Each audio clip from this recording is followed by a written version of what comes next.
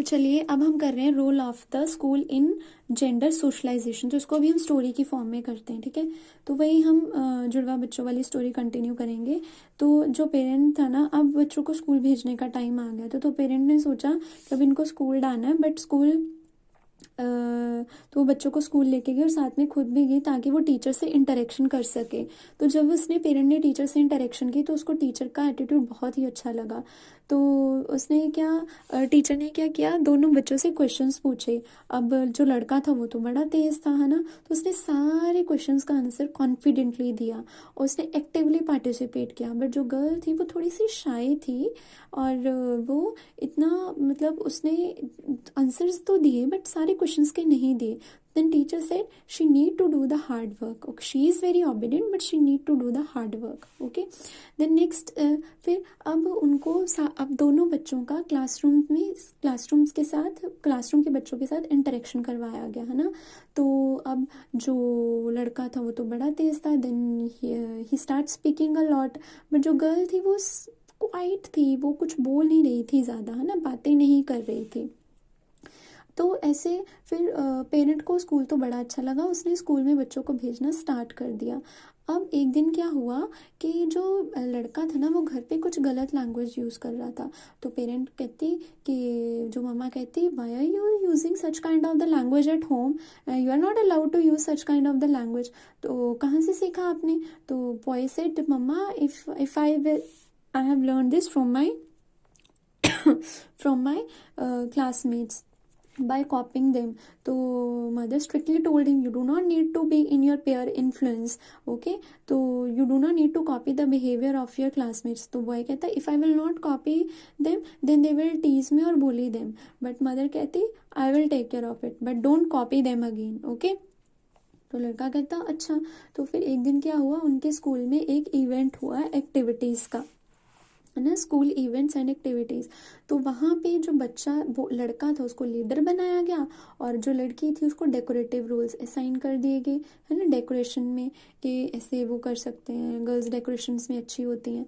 तो अब लड़का जो था उसको किसका वो बनाया गया लीडर, फुटबॉल टीम का लीडर बनाया गया।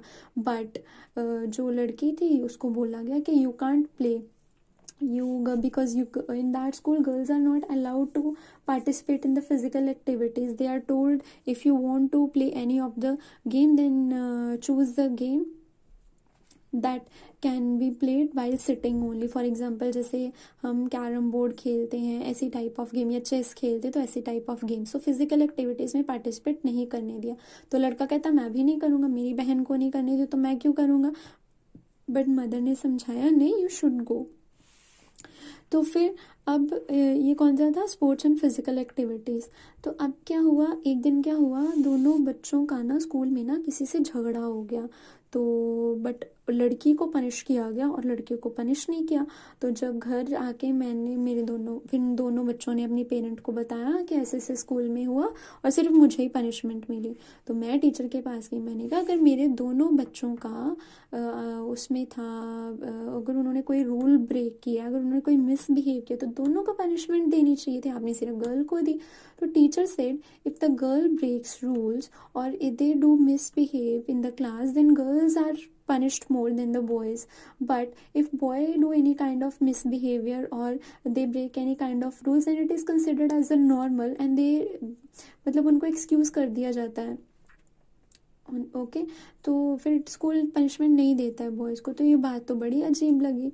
तो उसी दिन का था, उनके स्कूल में एक प्रोग्राम था किसका, करियर गाइडेंस का, कि बच्चों को आगे कौन सा करियर चूज़ करना चाहिए। तो उसमें क्या बोला कि जो बॉयज़ हैं वो टेक्निकल करियर की तरफ जाएंगे और गर्ल्स किस में जाएंगी, जैसे वो जाएंगी टीचिंग वाले करियर में या केयरिंग प्रोफेशंस जो होते हैं उनमें जा सकती हैं गर्ल्स, है ना।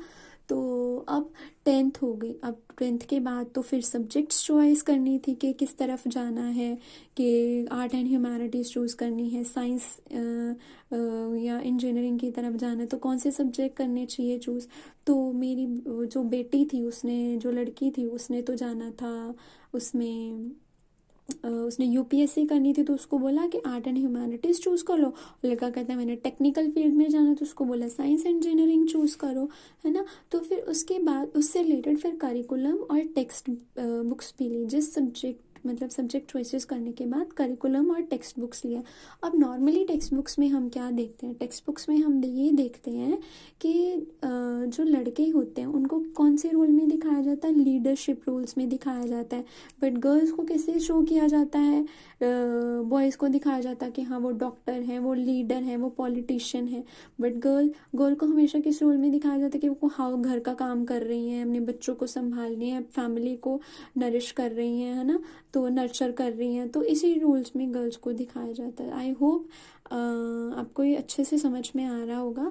तो अब हम डिस्कस करते हैं what should be written in all these points. Okay, now first is teacher attitude and expectation. In this we can write that teacher expects the boys to actively participate in all the activities and be confident, but girls to be obedient and hardworking.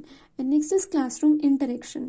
The boys are encouraged to speak more, but girls are encouraged to stay polite and silent. Peer influence. The mostly it is seen that the children learn by copying the behavior of their classmates. If they don't follow the gender norms what their classmates perform, then they may feel the teasing or the bullying. School events and the activities. In school events and activities, boys are assigned as a leadership roles and girls are assigned as a decorative roles. Disciplines, sports and physical activities. Boys are encouraged to participate in physical activities, games, sports, but girls are encouraged to stay to sit. Girls are encouraged to sit and they are not allowed to participate in the physical activity. Discipline rules. In discipline rules, if girl break any kind of the rule or she does the misbehavior, then girls are punished more rather than the boys. And if boys do any kind of misbehavior or break rules, then it is considered as a normal and they are excused. Career guidance. In career guidance, boys are encouraged to choose the technical technical career, but girls are encouraged to choose the teaching professionals or caring profession. Then next is the subject choices. Boys are encouraged to choose the science or engineering, and girls are encouraged to choose the art or humanities.